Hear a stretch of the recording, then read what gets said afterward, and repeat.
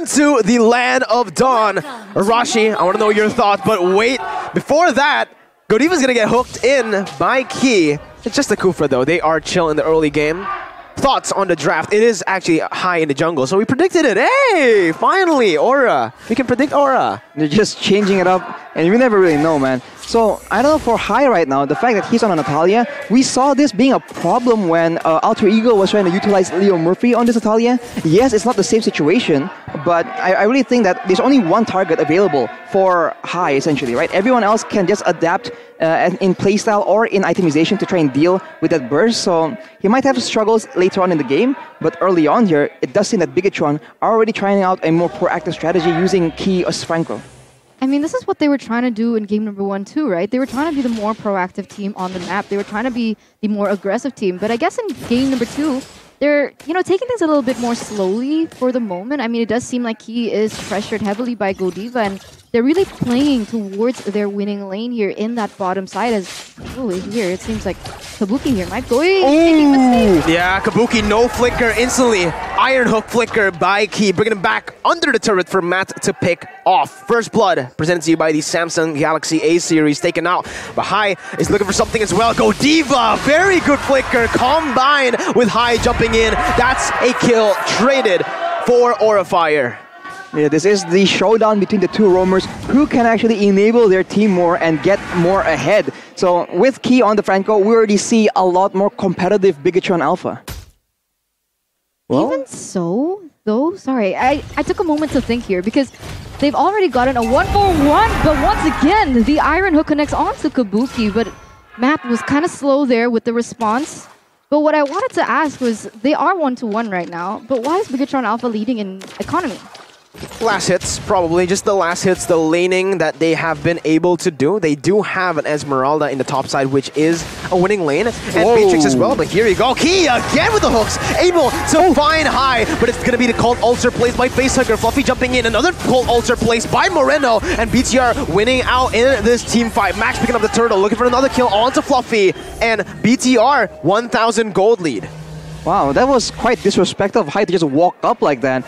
I don't know what the plan was, but the Cold Altar was used and it was countered by BIGETRON's own Cold Altar. And as you can see, High just needs to actually make sure he doesn't get caught out or even like walk to different, to weird directions, because he can only go on one person. And if he's exposed, then BIGETRON don't have to worry about the invisible Natalia presence. Oh my god, did Matt just snipe Brody? Yeah, he did. Matt just sniped Kabuki, and Sorizo is buying so much time, putting so much pressure onto High. Key with another hook here as Matt just dumps in with the Wesker damage. Tyrant's Revenge and the Rage though by Godiva, knocking Matt down. That's gonna be the bloody hunt. Pops Matt picking up the kill. High jumping in onto Matt, has the Wesker, but it does not matter. High picks it up. Moreno coming in with the follow-up, trying to get the kill onto High. Max gonna get pulled over under the turret, but High falls with Max popping the turret's poisons to get out. Torn apart memory, not enough to take him down.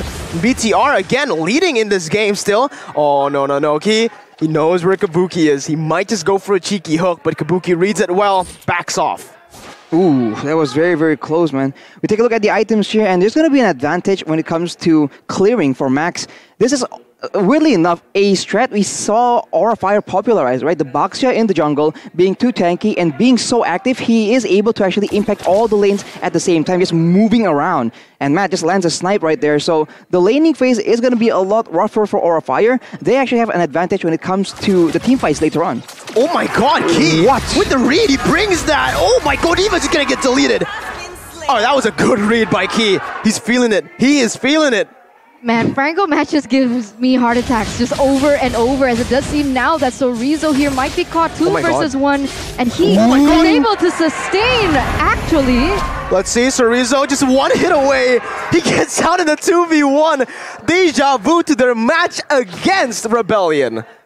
Now, that is some happy feet maneuver by Sorizo. He's able to get out, and with the members of Aura Fire coming in from that top lane fight, they can get the turtle right now and Fluffy. Man, he's just landing hooks willy-nilly, and he doesn't really care if there's nothing on the back of him. He's grabbing these picks just like you can grab food, but look who's gonna get grabbed here! Moreno in the mid lane! Aura definitely used the promo code there. Man, like there's just so many things going on right now. Both are looking for insane pickoffs, and it's working. And you can see here, Facehugger as well as Godiva, they're looking to make a play here, I think, against Key as well as Matt. 4 mana in the bottom side. Key trying to go in, but look at that. Instantly demolished, devoured by Aura Fire as they pick up the kill. Only to the roamer, however. Max has rotated down below. Kabuki using the Tornado Prompt Memory, clearing out the waves, providing some space for his team to look for a play in the enemy jungle. Bringing Max back, but it's only Godiva who's caught now in that position for BTR to capitalize. A flicker was popped by Godiva defensively, and now BTR are still grasping onto that lead. There was a reason why the Beatrix as well as Franco combo meta was so effective, and you can see how it's actually panning out. But if Aura Fire can actually take away that main damage from the side of Matt, it's going to be easier for Aura Fire to engage in these team fights. But wait a minute, here we go. Yeah, Hai jumped in onto Key. There's no more follow-up as of right now. BTR just staying, playing the game slowly. They're just playing off of Key's hooks. If Key can land that hook, BTR collapse. It's very similar to Geek Fam game number 1 against RQ. Exactly. I think he is the main tool here. And if he misses the hook, though, you can see Aura Fire. They understand the win condition. Ooh, that was a very close iron hook. If it does not land, though, Aura Fire is absolutely content in just jumping onto BIGETRON Alpha, knowing that they won't get jumped on and there won't be any pick-up advantage by Key's iron hook. But he makes it almost happen again. And Aura Fire, they're getting pressured by the hook threat alone. Let's see here. BTR, they have pressure on the bottom side. They're going to use that pressure to convert over to the turtle. Aura Fire have no response as of right now. It's still BTR who are able to take the turtle. No contest whatsoever. That's the 3rd turtle presented to you by the Samsung Galaxy A series as BTR look to convert on more objectives here. Maybe possibly the bottom side will be targeted first. What do you think is happening right now from the side of Aura Fire? Do you think they're waiting for a certain power spike to hit before they go guns blazing? But once again, man, Key with the hook. Stop, man. Yeah, he's just really disrupting Aura's momentum here. Even those small hooks that feel like it does nothing because it's only onto Godiva, it cancels the threat of a Tyrant's Revenge. Right. I think that's just, great pressure from Key. And honestly, to your answer about Aura waiting for something, I'm not sure. If they bring it to the late game, I don't think they have this game because it's a Brody against a Beatrix, and I guess it's a Natalia versus a Baxia, but I think that final pick, the Baxia in the jungle, was absolutely what seals the deal for BIGETRON. Because right now, he's so passive. He has 3 kills, but he's not getting the same kind of threat, the same kind of presence that he would like to have in this game because everyone is just so tanky. And look again at Chorizo, the man that was highlighted in the pre-match video. He's doing so much for his team just by cutting the waves, and he is going up against a 4-man composition up there. Again, buying time, putting everyone's focus onto himself as BTR pick off a trade. Key goes in for the hook, doesn't connect onto Fluffy. That's a turret pickup. Now, with this, take a look at the items. Beatrix with the BOD already, Arashi. Beatrix ready with the BOD, and Kabuki, understanding the tankiness of the team he's up against, he rushes the Malefic Roar, but will that be enough? We'll just have to see as Max goes in aggressively and Facehugger gets taken out instantly. Oh, but look at this.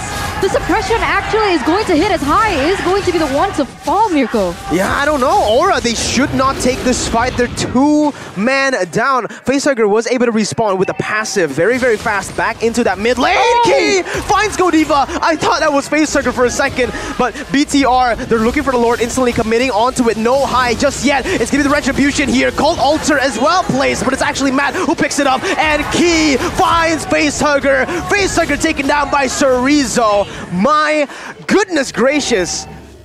All right, this might be another power pick. Yeah! No way! Oh my god! Stop this man! Someone take him out! This is so brilliant by BIGETRON Alpha, and look at the lead. A 2-for-0 trade, and now 5,000 gold ahead as well. They're looking once again to get another objective, and the presence of Key alone, even if he does not land that hook, it prevents Aura Fire from going in too aggressive because they know even if, let's say, Godiva goes in with the Tyrant's Rage and Revenge, there's always a bloody hunt to be able to prevent anything from happening.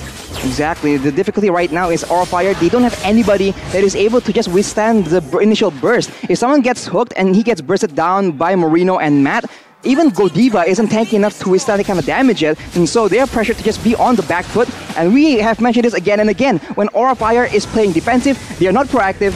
They are just losing out on a lot of tempo and momentum that they usually rely on to get an advantage. So BIGETRON, they're completely taking over the game purely based on Ki. I'll say that again. It's ridiculous.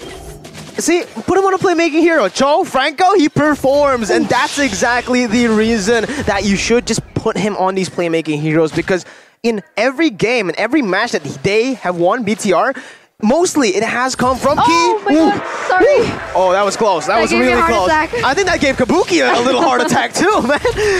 Oh, Ki.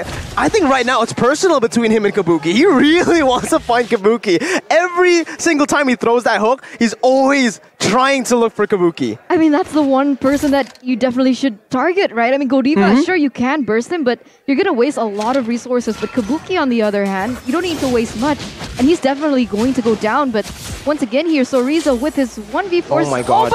Oh, no! Ki! No, you have something against Kabuki for sure. Man, Fluffy using Knockout Strike to buy some time, but BTR on the back of Sorizo's play was able to capitalize to find Kabuki. Cult Altar by Moreno. They're looking for the siege down in that top side. Fluffy dealing the damage onto the Cult Altar as they try to hunt high down. Man, like even if they want to go for a backdoor type of approach and relying heavily onto high, you can see that BIGETRON Alpha, they're already face-checking all those bushes. They know exactly where Natalia could be, and we're going to take a look at the damage dealt here by Axe, and this is something that we mentioned even before game number 1. So Rizzo with the highest damage dealt once again on that Esmeralda, but look at this. Oh man, High, he tried to assassinate Matt, but the team was there to follow up. And this is why the Natalia is finding such a tough time in this game. It's the fact that BTR have so much lockdown and so much CC. Exactly. He just doesn't have a lot of options, and so BIGETRON knows the only person he was going to target, it will be Matt, and anyone else is essentially safe from that, and that just makes High's playmaking so predictable for BIGETRON Alpha. And without him being an X factor, it's effectively a 5v4. BIGETRON Alpha will get the Lord slain by Samsung Galaxy A series, and with that, they can just continue to siege. They can use Matt's higher, superior range to just like knock down these turrets slowly but surely as the fight breaks out in the jungle right now. Fluffy gonna get hooked there. So much damage placed, forcing the Cult Altar, and just like that, they've done it. They baited out the most important resource they need to siege the base down. Right before the Lord is going to march there in that mid side. So, you know, maybe having a one-dimensional draft is not too bad for BIGETRON Alpha. I don't know if this is a visual bug, but take a look at Facehugger. It's still green.